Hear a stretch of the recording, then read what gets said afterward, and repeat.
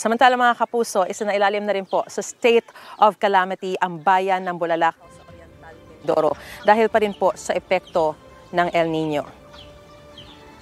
Ayon sa LGU, apektado na ang water supply at mga pananim doon dahil sa mga natutuyong ilog at lupain. Kabilang sa mga apektado ng El Nino, ang daan-daang ektaryang taniman ng sibuyas, palay at iba pang pananim.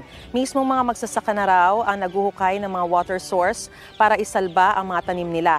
Ayon sa Pag-asa, matatapos na ang mature stage ng El Nino ngayong Pebrero pero mararamdaman pa rin ang mga epekto nito sa mga susunod na buwan. Mga kapuso, para una ka sa mga balita, mag-subscribe sa GMA Integrated News sa YouTube. Sa mga kapuso abroad, subaybayan niyo po kami sa GMA Pinoy TV at sa www.gmanews.tv.